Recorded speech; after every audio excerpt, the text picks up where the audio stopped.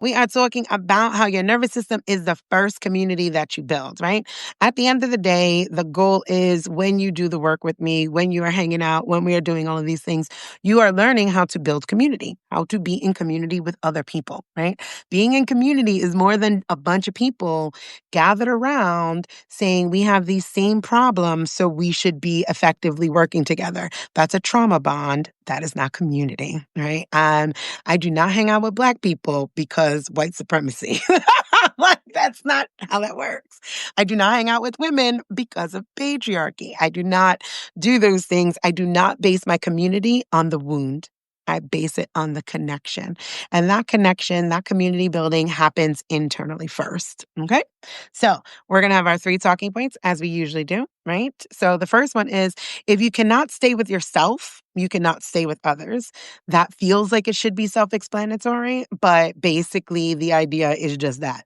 How can I be with you, right? There's people, you should see the messages that I get and I ignore the comments. Sometimes I answer them. Sometimes I answer them because why not? Sometimes I'm a bitch because why not?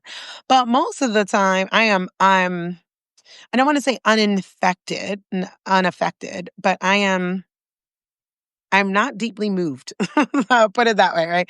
More so, I will utilize these people for those that may have similar feelings and are trying to get to the other side of it. Um, but I'm not really moved by people because I recognize that whatever they're going through is their own personal thing. If you need to say something about me or feel some type of way, that's you because you can't sit with your own uncomfortability. Doesn't have a damn thing to do with me. Good morning, Kitty. You guys need to follow my niece right there, Kitty Talinchi. I'm excited for them. They are 15 now, and an amazing writer. I'm going to have them on my Friday with Friends.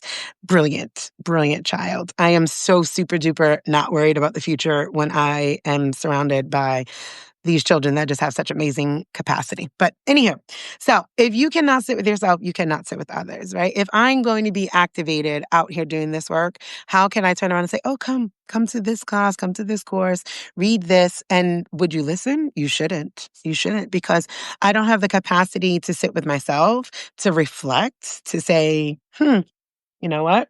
Maybe this person has a point. Like sometimes people will challenge me. Sometimes people will bring me new information. And that's wonderful. And I welcome that, right? I welcome the opportunity to be corrected. Like literally open arms, welcome that. Because that ability to sit with myself allows me to sit with you, right? Second talking point for today is collapse is not neutral. Collapse disrupts connection and co-creation. As an example, when we're having these conversations, I shared in the article this morning how I made a post and sometimes I do use inflammatory language and it's also accurate. I was like, white people are delusional because the meme going around of the mayor-elect in New York has like a dual picture of the Twin Towers and Mondami. And it's like, what is the correlation here aside from Islamophobia and racism? Like, there's like nothing else there, right? So I go through a very light, not even anywhere near exhaustive list of the harms that systems of whiteness have caused just here in this land. And again, not even an exhaustive list, not even state by state, just general harm. And people in the group were literally collapsing.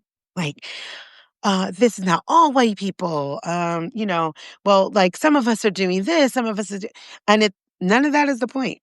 None of that is the point. Well, white people aren't the only ones that are delusional. I didn't say they weren't, but this is what I'm talking about. If I said, I'm having pork chops for dinner, you wouldn't come and be like, well, I'm having salmon and salmon is better than that. Why would you be having pork? You should, I'm talking about the dinner I'm eating. what is happening here? That's not a conversation. And that collapse stops connection because now I have to go back and I have to see what's activating you, right? And if you're willing, I love that. Somebody is willing. I'm like, maybe what's activating for you is you are a part of that oppressive class. And that is something that you need to unpack because you didn't ask for it. That is a system of whiteness. It's non-consensual and it lumps all of you guys in. You don't like it. You should be doing the work to dismantle it. I don't know what to tell you. She gave an amazing example. She was like, well, sometimes, the proverb of like the axe votes for the trees vote for the axe sort of thing, and she's like, sometimes the trees become the axe. And I'm like, yeah, I agree with that. I agree with that 100%. The point is who's wielding the axe never changes. I have not received an answer yet. So I'm hoping that that is something to sit with, but that's what collapse looks like in real time. And I can hold that space because I hold myself through my own collapses, right? That goes back to that point one. When I am collapsing, when I am trying to find all of the reasons and all of the things instead of dealing with the point and I spiral, I'm like, let me hold that. And now let me respond instead of react. Tiffany says, that post was so good, Des. I appreciate it and shared. Well, thank you. Sue says, we have a moat of denial with alligators around our whiteness. Absolutely. And it's set up like that, right? Because what that allows you to do then is to just, throw me some reverse racism. Oh, hold on. There's a cat. This is absurd. I love you guys and that you stick with me in my insanity. Here's one cat. Here's one. Here's one. Do we see the cat? Do we see the cat? There's another. And here's one coming in from the porch area. You got to get up, bud. You got to get up so I can get your sister. I'm so sorry. I'm so sorry. Look at this. Look at this insanity. Look at this. Look at this. Come on in. Come on. Oh, and one wants to go out. It's just always something. How about you stay in? It's like 20 something degrees now. Sit your ass down somewhere. Oh, thank you. Thank you. Thank you. It's insane. It's insane. If it's not cats, it's kids, right? Coffee Captain does. That's what this is. That's what this is, Tiffany. Giving me that name since our 100 days of community. So that is what that kind of looks like all playing in together. Our third talking point, well-being. In these times, capacity is community care, right? If we're going to talk about community building, we're going to have to talk about capacity, right? What can you hold? What do you have the space for? Multiple truths are going to have to exist. We're going to have to get very serious. This is not anti-racism 101. This is not 2020 where people were just waking up. At the end of the day, we know these things exist. We know they exist. Sarah says, I just read Season of Descent this morning. Thank you. So needed. I love that. I love that. But we're going to have to be serious, right? Like, it's like, okay, we keep going around in these circles of like the basics. And it's like, listen, we know the systemic injustices exist, right? You name it, there's a marginalized group some way, somehow. Like, I don't care who you are. I hate the word privilege. I keep telling you guys about that. It's leverage for me over here this way. I think you have white leverage. I do not think that there's privilege in not having community. I do not think that there's privilege in not having connection to land, community, people, each other, your original languages, your clothes. I don't find that a privilege, right? And in order for privilege to exist, it needs someone to be oppressed. I believe in white leverage. I wrote about that. I will try to remember. Let me put that in here. Add in white leverage. I believe that there's leverage that we all could use. And if you happen to be in a white body and you're doing this work, you just happen to have more leverage than I do. And I love that for you. Use it. Like, I don't know what to say. Use it. So we're going to have to talk about capacity. What do you actually have the capacity for? What can you show up for on a regular long-term basis? Liberation has a long arc, friends. There are going to be things that we need to prioritize. I spoke about this before also in the 100 Days of Community, right? Where, that urgency, like, oh my God, this is happening and that is happening. But what often happens is then we drop the ball on doing one thing in order to pick up the ball to do the other, instead of trying to juggle the many balls in the air. And in order to juggle, you have to have the capacity. Can I do one? Can I do two? Can I do three? Can I do 20? Do you have the capacity to do those things? And if not, how do you build that? So that is what we're going to get into. Take a breath. Settle your body just a little bit more, just a little bit. It doesn't have to be huge, right? It doesn't have to be a huge act. It could just be taking up another little bit of space, right? I've been adding in those breaks in this because this season of descent is darker, heavier, just like it is outside. 1%, 5%, loosen your jaw. Remember, you're not in danger. You are at home. You could log off, right? It's okay. You are safe here. Sorry, the cat was licking me. They also think they're dogs. Okay, so If you cannot stay with yourself, you cannot sit with others. Get. Thank you. When the body goes into defense, collapse, or withdrawal, you are no longer in relationship, not even with yourself. You are in survival mode. And survival mode is anti community by design because survival mode says, I must protect me at all costs, right? Where I gave that example of, and I put it in this article this morning too, of the way people are delusional, right? That defense mechanism is one of those 15 pillars of supremacy culture. I full on anticipate it. I don't feel any type of way when defense comes up. I'm just like, okay, we're here. I have the capacity to carry on. This is where we are. This is what we're going to move through. And I will help you, or at least attempt to help you. I will give you the tools, the resources, and get curious. What's coming up for you? What's happening? I understand you feel defensive. However, this is fact, right? We talked about accountability today. Again, it's neutral. It just is. It is what it is. I don't know. I don't even know how to make that any more simple than it is what it is. These are the facts. Nothing is going to change. It does not matter how much you argue. It is still what it is. Everything on that list is true, right? But a system will remind you with a slogan, never forget 9/11, but will tell you to get over enslavement, get over genocide, get over redlining, get over indigenous schools, get over all of these other things, but never forget the towers. And as a New Yorker, we're never going to forget that anyway, like just to be honest with you. But it goes deeper than that, right? So that defense is normal, but it is also anti community because you're so busy defending what you believe is yourself because it's individualized, you're actually defending the system. Right. So when people are arguing with you about, and we're talking about racism, we're talking about sexism, when we're dismantling patriarchy, when we're talking about childism, or whatever harm is coming to whatever group we are discussing, when you are defending it, you are defending the system because you are coming at it individualistically. Because again, that's another pillar of those 15 pillars.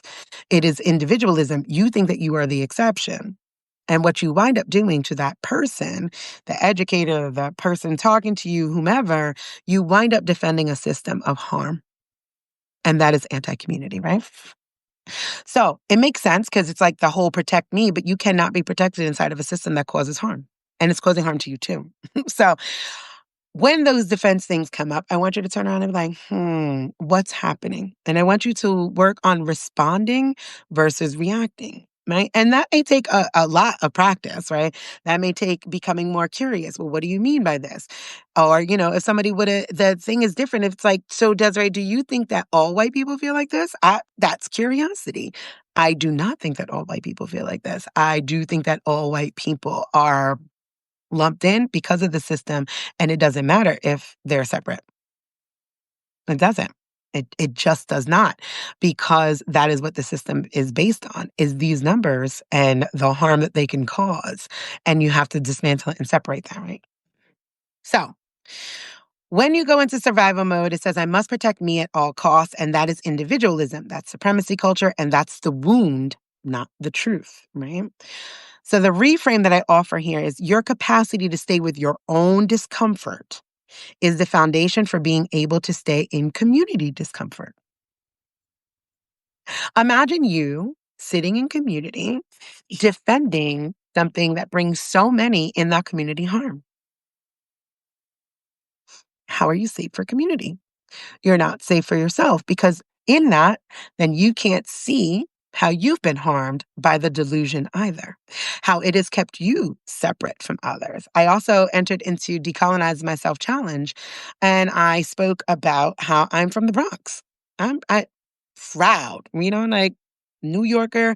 Again, if you know three things about me in the first 3 minutes, and can't even always think about the third, you're definitely going to know I'm from the Bronx. You're going to know I'm Irish. Like, I need you to know these things. I need you to know these things. You probably know I'm a mom too, right? Those are the three things you'll know about me in 3 minutes. But then I had to sit down with that challenge and I was like, okay, so these are all the wonderful things that the Bronx taught me. everything about community, everything I understand about culture, every single thing I understand about being in spaces that are varied, right? That's different socioeconomics, different demographics, all of those things were taught to me by the Bronx. But I also had to learn what I was not taught, which is the original name of it, right? Jonas Bronk is the colonizer that founded the Bronx. That is how it got that name, right? And I never knew about the Lenape people that existed there. So I went through all of that. Decolonization is a journey back home. It is a journey back to self. It is a return, right? So it's a return of the land. It's return of sovereignty. It's return of community. Simple as that. It doesn't change anything. I'm not going to sit here and defend it like, oh, well, it's the Bronx now. That Yeah, we know that it's the Bronx now. Like, we know. Oh, what's that? So what's up, Ingrid Hain? Ingrid said they're from New York too. We know that it's the Bronx now. We are aware of a lot of things having been renamed through colonization. That does not exist. That does not erase the existence of what it still is underneath all of that. It does not erase the existence of the people that were harmed by that renaming. And I do not need to defend, the system does not need my defense, right? Like to turn around like, well, it's the Bronx now. We can't change that. No, we can't. I don't know. Like, even if we did return to the land, maybe the names would change. I don't know. But I can acknowledge, I can own that. I could take the accountability that I grew up in a place most of my life that I had no idea on the history of it. I did not know what was going on around me or the grounds on which I walked. And that is okay. That is okay. That is me owning that. That is the awareness. That is the truth. Like I said, it is what it is. So now what do I do? So now what?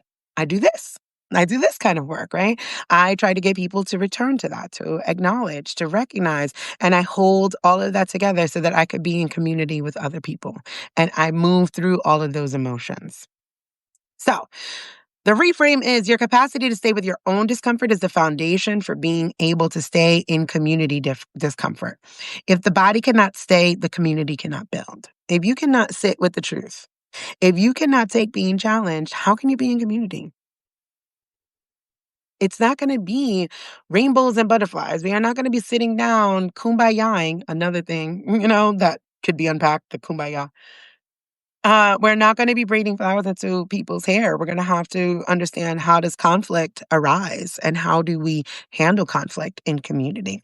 What do we do when we're challenged with a thought system that we've held true for years, some of us for generations? What do we do with that discomfort? And that discomfort does not get laid onto the person that is the more marginalized, right? Like, that is not their responsibility to hold that. That is your responsibility to recognize it and say, I'm feeling activated. Give me a second, And I love that. I love when I put up a post and people are like, I'm gonna sit with that and I'm gonna come back. I'm gonna because this was intense. And I love when they actually come back, right? Because that's sitting with the discomfort. And I'm not saying to isolate. I'm not saying that. Personally, I offer the space to unpack it, to sit with it, any space that I'm in. I'm like, let's go through it. Let's move through. But sitting, being able to say, I'm uncomfortable, that is important. And that is a key component in your community building. Da-da-da, da-da-down, da-da-down, down, down, down, down, bam, bam. I had lost my place, so I gave you a music break. So what I want to do is offer you like a reflection in that moment, right? Where you just like kind of place your hand over your chest and you say, may I learn to sit with myself so I could stay with us, right? That is what you want to do, is sit with yourself. May I learn to sit with myself so I could stay with us, because that is the goal, is the us in it, right? Is to release that individualism, let go of the isolation and come inside and come into community where you are safe to be wrong. You are safe to question, right? This is not me saying, hey, what I said goes and shut the hell up. right? That you can't hear that. That's programming that we've heard from our childhood and from society. It is what I said, and that's it. That's paternalism, yet another one of those 15 pillars of supremacy culture. That's not what I'm saying here. I'm saying that inside a community, you will be safe to be wrong. You will be safe to question. You will be safe to be uncomfortable, but you have to get safe within first. You have to be willing to say, I don't know, or I feel uncomfortable. I have some questions. This doesn't feel true to me. That's fine. That's fair. Let's walk through that. Does that make sense? I hope so. I have not had my coffee yet. Otherwise, I would be sipping coffee. But I want you to sip some coffee, tea, whatever your drink is, as we move into number two. Good morning, Carol. Hi, Rebecca. Two, collapse is not neutral. Collapse disrupts connection and co creation. Kind of touched on that, right? So you do not get to fall apart. That is your individualism. You do not get to fall apart and not think that it impacts someone else. You definitely get to fall apart.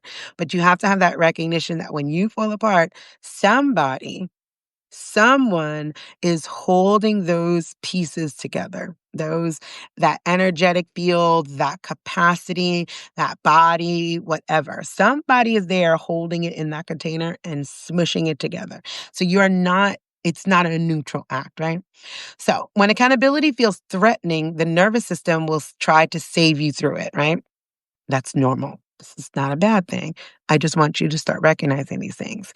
So it'll save you through the disappearing, shutting down, I can't handle this, tears that center you, not just all tears, but tears that center you, which tears that center you are those that try to get the focus off of what is being said and who's saying it onto you. You know, I had somebody in the intersectional allies group who was like, when Desiree says it, it's just so harsh. First of all, Desiree's typing. I'm like, you have not heard my voice, right? And I do think I speak very matter of factly, but I am typing inside of that group. I'm not live. I'm not sharing videos. I literally was typing to this person. So that means she filtered it through her own lens. Now, what is that lens? Now we have to unpack some anti-Blackness there. Are you filtering it through your anti-Blackness lens of Black women are angry, volatile, violent? Because who the hell said I was harsh? Where are you getting that from, right? Where is that information, that input coming in from?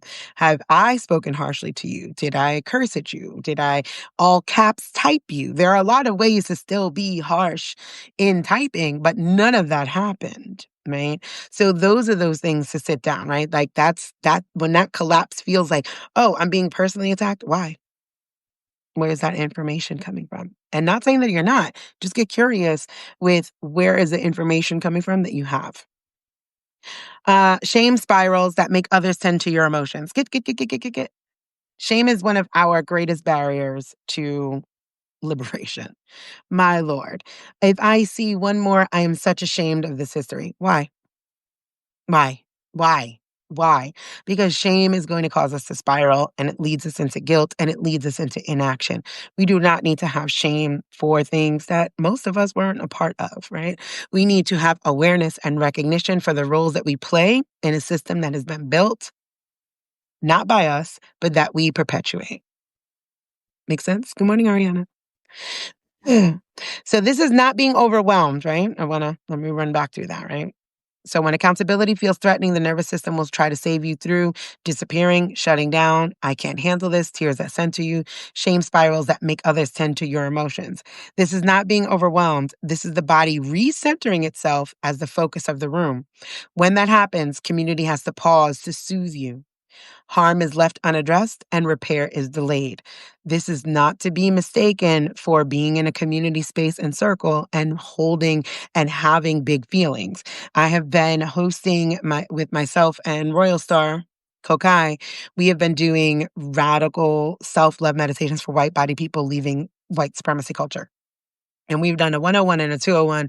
We have the final one of this year for the 101 coming up in 2 weeks, November 18th. And we have people that are weeping, sobbing, sad, going through all of the emotions. That's not centering. That is feeling. That is getting into your body. So those are not the same things. Again, it is more like when you are doing that in order to stop what's happening and get us to center on you. Right? Okay, we have to stop that because I have to deal with your collapse. That's not true. That's not the accept it as truth. It's true. Like it has dates. Like it has dates. It has laws. Like this is not a feeling. I'm not giving you I'm giving you actual laws that existed throughout time. I'm giving you an actual time frame. These are facts. This is not fiction. This is not feelings. This is real life facts and information. So you could feel those ways. You should not be collapsing in order for others to disengage with the work. Makes sense, right? So when that happens, community has to pause to soothe you, harm is left unaddressed, and repair is delayed. And it's not because you're bad, but it's because you were never taught how to stay. Did you hear that? You're not a bad person. These are programmed responses to things, right? As women, specifically white bodied women, taught to, like, oh, if you get stopped by the police, cry. Like, soften yourself. We've been taught to flirt a little bit to get a little way, right? Feminine wiles, that sort of thing, right? Become more docile, soften, maybe, like unzip that a little bit. Those are things that center yourself, right? Those are things that have been programmed. It's almost going to be second nature to do that. Yes, Lisa said weaponized tears. But they were not taught to y'all as weaponized tears. They were taught for you to survive patriarchy. So, unfortunately, what you were never taught is that those same tears that make you survive white patriarchy kill Black people. That's what you were never taught, and that is a lot of the problem, right? Because it seems harmless and survival in whiteness, and it is. I will not ever deny what white patriarchy has done to white bodied women. That's never going to be the argument that you get here. What I'm saying is you have to recognize that outside of whiteness, those same tears are murderous. Those same tears have gotten children killed, men killed, women locked up and murdered. That is what I'm talking about. Sue says, my mama taught me that. I love that your mama did. Thank you, mom, because that is a vital lesson, right? So while these things are something that is programmed, it is still something that is necessary to unlearn. You have to unlearn that and learn how to stay. Stay with the tears coming down your face. Stay when feeling uncomfortable and recognize, last week we talked about it. Is this discomfort or danger? Am I in danger or am I just uncomfortable? That's always a question to ask yourself when those things come up. Am I in danger or am I uncomfortable? And you have to assess that for yourself. It feels like danger, but is there real harm happening? No? Then stay. That's how you learn how to stay. So the reframe here is to remember that collapse is not peace, right? That is an idea when we are taught to collapse, when we are taught to just like cry or end the argument. That is a survival mechanism, right? To get out of danger, again, inside of those hierarchies of whiteness.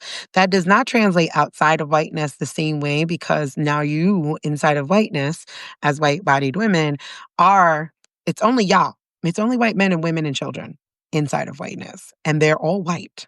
So that marginalization is different. When you step outside of that, and again, we are navigating a different world because we are also connected via the internet, via integration. And now those things that you guys have learned for hundreds and thousands of years to survive inside of whiteness is outside of it.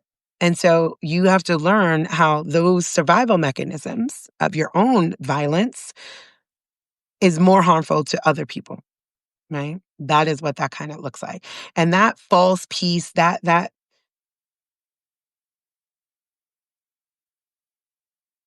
trying to think of the way, the idea of, right, like, let's just agree to disagree. It is not actual peace, right?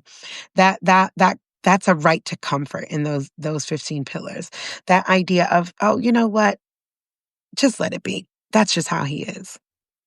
No. And I won't leave it be because how he is harmful to me. How you are is harmful to me, right? And that is holding space in community. It's not saying that harm won't happen. That's perfectionism in those 15 pillars. It's saying that I'm going to tell you that harm has happened and I'm going to offer you some things to repair. And if you want to be in community, you're going to have to do the work of repair. Are you willing to do that work? Is really how one stays inside of community. So collapse is not peace. That collapses are that right to comfort. Collapse is the nervous system trying to escape accountability. And people will turn around and be like, "Oh, well, I can't be held accountable for, what my ancestors did." Yes, you can. Yes, you can. Because what they created is something that we're still living in right now, right? I put in the article this morning, giving you guys accountability. And I often talk about me and my children. We live in a hierarchy, right? Like, I am an oppressor to my kids, and I love them. I love them. Those are my homies. I am quite literally my kid's little friend. I'm still their oppressor. And I recognize that and I move around as such. And it is inherently abusive to be in a parent child relationship. Children cannot go anywhere. They cannot do anything on their own. They cannot say, "No, I don't want to eat this food. I'm going to just go buy my own." They do not have that ability, right? And that is paternalism inside of supremacy culture in those 15 pillars. And that was set up intentionally for that, right? That's how patriarchy harms white men because everything was on them to provide for these wife and children that they needed to have, no matter whether they were queer, trans, didn't want children, didn't want a wife, only wanted to take care of themselves, were poor. They had to fucking figure that out because that's paternalism. And so that leads to the oppression because you have to be in line for this to work. It's all in tandem, folks. So we have to be accountable for these systems that we are partaking in, whether we want to or not. Nobody is outside of these systems. You don't like the systems, you do the work to dismantle the systems. Lisa says, "My biological unit taught me never let them see you cry. They will use it against you." That's another survival mechanism, right? Like it's hard to be weak. I spoke about that when Lady Speech and I were live, like there was no crying in baseball. We didn't cry. You don't cry. You're not a pussy. We're not allowed to do that. So when you have these different survival mechanisms and you're trying to work on being in community, the key is yourself. Sitting with yourself. Am I not crying because I'm trying to pretend to be something else? Am I not crying? Am I crying because I'm trying to center myself? All of it is about getting curious with who you are and how you show up in the world, right? And what's going on? What personal programming am I dismantling that is also a part of the bigger systemic programming that's happening. You know what I mean?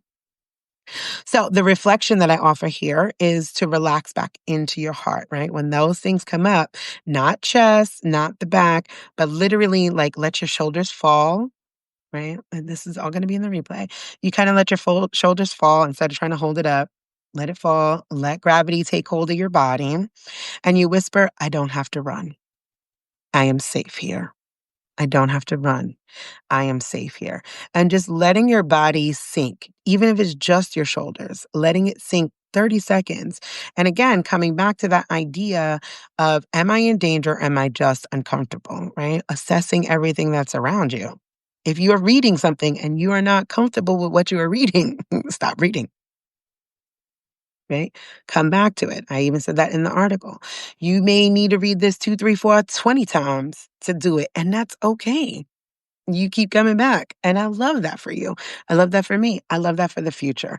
Keep coming back until you really learn how to feel safe completely in your own body. I've had people that do that. Like, I can't do this right now. I don't have the capacity. I love that you recognize that. Good for you. Kudos. Do what you can, what you have the capacity to do, and hold yourself through. So when you do this, it teaches the body that discomfort is not danger, right? Because that's the goal. That's what we're going to get into. I was like, no, I am safe. Yay, I'm just uncomfortable. And that's okay. 3, in these times, capacity is community care. It's just that simple. Good morning, Diane. We are living in a moment of literal collapse of institutions. We're watching this, the back and forth with the snaps. SNAP benefits, right? People are still furloughed, all of the things. What day are we on? Did it end yesterday? I'm not even sure. Like this. There is exhaustion. We are just exhausted whilst we're watching these things collapse. We are living with polarization, economic instability, ecological grief, fascism rising yet again, like war, literally. So when you're sitting down and doing all of that and everything is happening and you're trying to be in community, you have to recognize that capacity is your community care. It's not the season where we can afford to check out, collapse, or emotionally evacuate. That's not what I'm saying here, right? Take a moment, pause. Where am I? Get with yourself, recognize those things because community is not optional. It's not, especially for where we're going and what we're trying to build. We need each other. Community is not the option.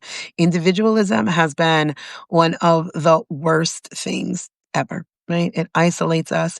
It makes us feel like failures if we're not doing as good as another person. It gives us delusions of grandeur. Too many people think that they could be the next billionaire, and you have not even gotten 3 months of bills under control. It's just an insane idea to think that you are a displaced millionaire, right? We're having huge conversations about what socialism actually is versus communism. The 80s did a number on people in regard to socialism. And there's just so much that's happening. And it's so easy to want to check out. Hell, I want to check out half the time, but we have to stay, right? That is learning your capacity of staying. Right. Hi, little one. Yeah, look at there's one came to say hi. See? That's Moon. Aw. You say hi, friends. Erin is training them to be shoulder kitties. See, sometimes you just need a pet or something when you're thinking about all the heaviness, all of the awfulness that's happening. And it gives you just a little moment of joy. Thank you. Thank you for coming and cuddling. I appreciate that. And I need to turn my laptop back on. So, this is not the season where we can afford to check out, collapse, or emotionally evacuate. Community is not optional. We have to be able to move through rupture, repair after harm, and stay with each other when it gets real. We have to feel our feelings without making them someone else's burden. Feel our feelings without making them someone else's burden, right? And this is not to be interpreted as isolate and keep it to yourself. Well, I'm going to just stay alone until I feel better. No. This is saying, you know what? I'm having some really big feelings around what we are discussing and I'm trying to check in with myself. Do you have the space to work through this with me? That's community, right? I'm not saying, oh, I'm falling apart. I cannot process this. I cannot do this right now. I need you to do it. No, you don't need me to do it. You don't, and I won't. And I won't. And I won't. Tiffany says they're the best therapy. They really, really are. That is not communal. That is not even community care. Right? Community care looks like, hey, there's some big things that we need to move through. And just let me know when you have the capacity. I'm willing to move through them, but I need some help to do that. We love that. We love to hear that. We love to hear that. And if I'm not available, somebody in community is available, right? Because I may be going through something too. And that's okay. But that's why you need community, right? Like, it's like, oh, well, you know what? Hey, somebody else can do this. Let me direct you there. Let me give you that resource. And community is exactly that. Community is resource. So if we can't stay in the room, nothing we're building will last. Think about that, right? So the reframe here is the body work is not self care. The body work is movement strategy. We get a lot of self care things, right? Oh, it's overwhelming. Go take a bubble bath. Go, get a massage. And a lot of things are tied to capitalism. And I'm more like, nourish your body with some soup, drink some water, take some breaths, move your body, and do the work. That is true community care. That is true self-care. True self-care is getting honest with what you are able to do, what you have the capacity to do. Where am I today? Like, this is why I'm in my bed. This is what I have the capacity for. I went into the cottage earlier and I turned on the heat, and I probably will get over there, but it'll probably be like around 11:30, 12. But this is what I have the capacity for. I have been lounging this weekend. I have been, giving out the grocery cards, the Instacart cards, because I'm not concerned with what people use them for. So the week before that, I was doing groceries. This week, I'm like, here's an Instacart gift card, right? Because people need diapers, sanitary napkins, house cleaners. And I do not want to police what people have in their homes, right? We have funding, we will send out money because people need money in a capitalistic society. So that's what I did this weekend whilst going through my own life. And this is what I have capacity for this morning. I haven't even had coffee. When we're done here, I'll get up and go have coffee.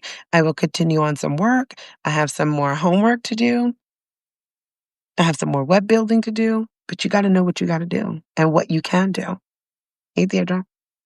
So, the body work is not self care. The body work is movement strategy. If we can't stay in the room, nothing we're building will last. If we can't stay in the room, nothing we're building will last. By the way, the lady who myself and Kokai spent weeks on inside of the intentional group left the group, right? And that's exactly what it means. She couldn't stay in the room. She didn't have to leave the group. She wasn't in danger. We weren't coming to get her. She could have just put a pin in it and be like, you know what? You guys are giving me so much information. I'm going to sit with this because I'm struggling. I'm struggling. I'm struggling. Instead, she wanted to be combative, and she continuously kept pushing back and pushing back and pushing back. And whose nervous system are you dysregulating? Because not mine. Like, won't be me. You are doing that to yourself. That is self harm. You are fighting facts with your feelings, your individualistic feelings. And what we are saying is facts. Water is wet. That was my answer to her because she turned around and was saying something. And my answer was like, I don't argue with people. Water is wet. Like,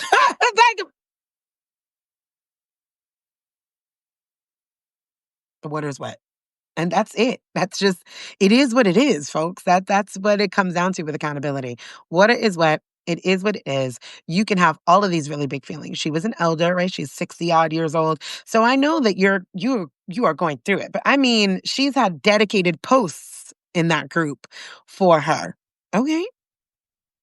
We're not leaving, right? We're not moving. We are staying here. We have the capacity for it. And she was welcome to say, I don't put people out of the group. She decided to leave. That's what it means by you can't stay in the room. Lisa says, I will be working on those Google Docs. Thank you. Lisa is actually helping me archive all of my Substack articles. I'm super thankful into like Google Docs so I can give you guys more like here's a lesson plan to go with this month's articles, yada, yada, yada, because next year we're going to have the online academy up and running. So thankful for Lisa. Thankful. Deeply thankful for that. So yeah, that's what it means is if you can't stay in the room, nothing we're building with us, right? Because you have to be able to stay. You have to be uncomfortable and stay and do the work anyway. So the reflection that I offer here, right, for your own self, when you are having trouble being in the room, in that space. Sarah says thank you also. It is so important. It is super important. And I'm super thankful. Um, she also texts me every morning, like these good morning sunshine. I mean, like every day. And it brightens my day. Anyway, it's very beautiful. And that's community work, right? Like that's pouring back in. And I'm not even always responsive. I may just only heart it, but I feel it. And it is so beautiful. So somatic reflection here that I offer is when you are having a difficulty staying in the room, when you are struggling, when it feels like, again, you ask yourself, am I in danger or am I just uncomfortable? Right? Because I'm sure Miss Lady left the group and is talking shit somewhere. Like, Desiree is just so mean. They just did not understand what I'm saying. Me and my friends are doing all of the work. And it's like, okay, that's fine. But when that happens for you and you recognize that you are not in danger, that you are just uncomfortable, the way to stay in the room is feet flat on the floor. If that is something that is possible for you, stand and do that. Feel that floor, right? Feel that foundation, how steady it is, how solid it is. And you turn around and you allow your body to remember. It's about 45 seconds. This is what I mean about your self care does not have to be a 90-minute massage that you fucking cannot afford. This economy is not letting any of us get rubbed down. And that's absolutely okay, right? A lot of things that are happening in the world that just makes things feel deeply uncertain. But you are worthy of 45 seconds of getting your body feeling safe again, right? So feet are flat on the floor, you're feeling the foundation, you're staying grounded, and you remind yourself that you have survived every hard moment you have ever lived. Every single one. You know why? Because you're here. And your life has not been peachy keen.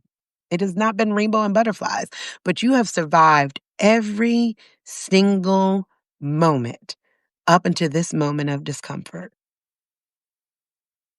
That means you can move through this one. That's your resilience, right? That is you reminding yourself, right? I've done this before. It may not be this exact thing, but I've moved through uncomfortable things. I've dealt with discomfort. I have been in spaces where I actually wasn't safe and I've gotten to safety and I am actually safe.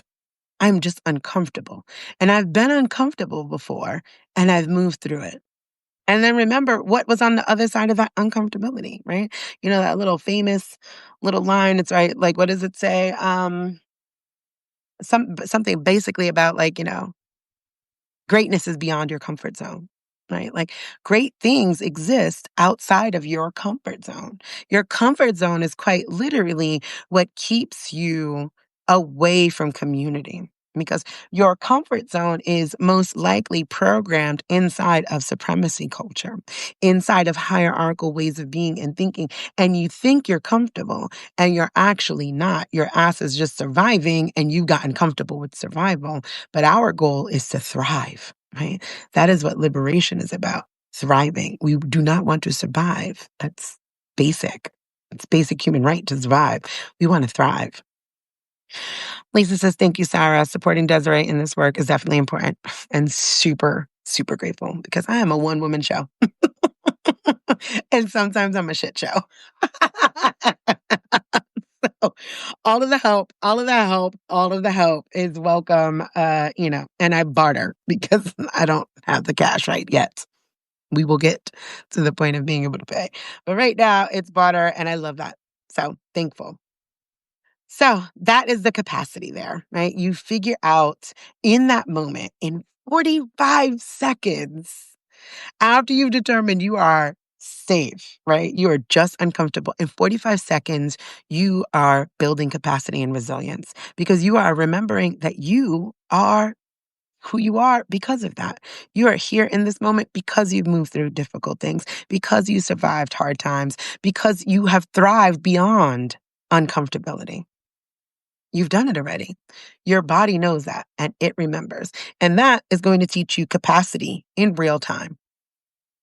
What do I have the capacity for? The woman that wound up leaving the group wanted to convince me that her and her friends have been doing anti-racism work since the 50s. You want me to believe that in 2025 and you can't sit with what I'm saying? And that's what you want me to believe? I mean, it could be true. From your perspective, I'm interested in knowing how Black people around you feel because you cannot read what I am saying without saying that I am harsh. And I can't. And if in fact that is true, even to the best of her own capacity or outside of, in her own blindness of whiteness, then she needed to remember that you made it through the 50s and 60s. You can make it through this conversation, right? That is what that resilience and capacity, that little reflection, grounding into that reality will remind you of. So That is where my 3 talking points well, I have all these damn cats. That's where all the 3 talking points are for today. We're going to round those up because we are at our hour, and I have just allowed myself to realize that we do an hour. That is just it. That is what we do. I don't know if it will stay that way, but that is where we are right now, and that is okay because we are in flux. This is capacity. Things are deeper, a little bit more work is needed, and that is what we're doing. So, our 3 talking points for today is your nervous system is the first community that you build. Talking point 1. If you cannot stay with yourself, you cannot stay with others. So it is vital to learn how to stay with yourself, how to move through discomfort, recognize what is activating and what's triggering. There is a difference. 2, collapse is not neutral. Collapse disrupts connection and co-creation, right? Because if you fall apart, things have to stop in order to pick you back up. That is not the same as recognizing there are some big feelings here and saying, I need a moment or I could use some support, and who can support me in this moment? 3, in these times, capacity is community care. The more capacity we have, the different the more we could show up in community, the more we could offer community, the different ways we can offer community. And nobody's asking you to move beyond capacity. I am asking you to recognize where is your capacity. You need to know that. So then you could learn how to stretch it or how to lessen it as you need, right? Like how to move. Oh, today I don't have the capacity for that. No. I need to go through my emails, and I've been needing to go through my emails for weeks. It is on my to-do list for today. I have not had the capacity because as soon as I see notifications, I'm like, ugh. But today, no matter what, I have to move through it. I know some important things are in there. I know from glancing. I know they are. And so if anybody has emailed me, like, and you're on here or you see this, I know you're in there. You are important to me, and I am going to push through because I'm not in danger. I'm just uncomfortable. It just feels like, ugh. But today I am working up that capacity to do that. So, as we close out, I want you to remember that we are not growing for comfort. We are growing so that we could build what comes next. Deirdre says the 4 agreements is so good on this capacity point. It shifted my whole perspective. You are going to love this, Deirdre. So my main courses that I have before I started on Substack, I used to do on TikTok. And one is and these are going to be the foundational courses of the Liberation Online Academy, is obviously we go through the 15 pillars as like the foundation. And then 101 is based on is based on the allegory of the cave, because I think that it is one of the most brilliant ways. And considering it's called the Republic, it just feels chef's kiss, right? So it is that recognizing the systems that we are around. Part 2, like the 201, is based on pedagogy of the oppressed. So it could teach people discernment in these places and spaces so they do not wind up in spaces that are harmful, that don't have the capacity to hold your humanity, that do not grift you, yada, yada, yada. And I'm going to save the other one for a surprise. But the third one, or the fourth one, I'm sorry, is based on the fourth and fifth agreements. So there you go. That's the surprise. I was trying not to say it, but anyway, it is based on those 4 agreements because Don Miguel Ruiz changed my life damn near 20 years ago. And it is really why I do have capacity and I don't take things personally. Right now in my inbox, somebody says, you really are a stupid monkey. And I was like, what a fucking idiot. Like, and it's like, I almost feel bad for this person for like, you felt the need to say, like, what the fuck made you, what is, what made you feel the need to come over here and tell me that? Like, what is going on in your life that you literally needed to come over here to say that to me? And I was like, oh, that's interesting. And I just deleted it, right? That capacity building is something that's so amazing. So that's in there too. It really is going to be an amazing program. So anywho, yes, because we need to recognize that these are not necessarily, what I say is not original in the idea. The way I deliver things may be my own original thoughts, ideas, but it is collective. It is collective, right? These are collective thoughts, collective energy fields, collective experiences that we are collectively, collaboratively creating to get to liberation, right? So I don't need to remake a program, right? I need to turn around and be like, hey, these are tools that we have already utilized, many of us in the self-help era. And how do we bring that right back into, like I said, personal liberation is going to lead to systemic liberation. You are not going to live so fucking free that you are going to be okay with systemic oppression. You're just not. Because you live so free, you want that for others. It shows up in every single thing that you do. Every single thing that you do. Because liberation is a lifestyle. It is not a movement. It is not a moment. It is how you live, how you show up in the world, how you show up for yourself, how you show up for your friends, how you show up for community, how you show up in your politics, because life is political, right? Let me see. Lisa says, I know that my son's roommate has reached out for a scholarship. Oh, see, thank you. I'm gonna I was following this person. Well, they came up on my timeline. I know people feel unfortunate about AI, and I get it.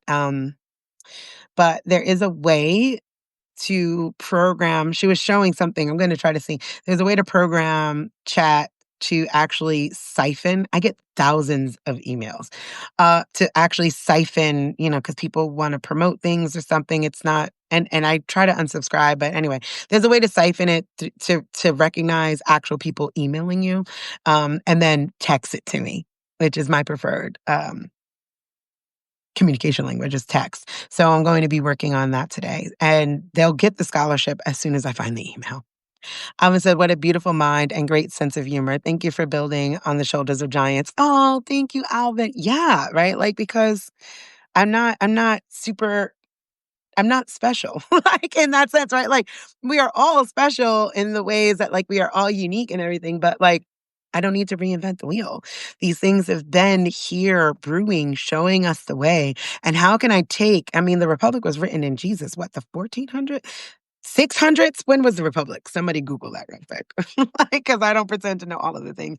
But I remember reading it in college and was like, this is absolutely mind-changing. When was Plato's, I believe it was the 600s, Republic written? 380 BCE. Jesus, right? So, like, these things have been around for centuries, these thoughts, these ideas. So we could turn around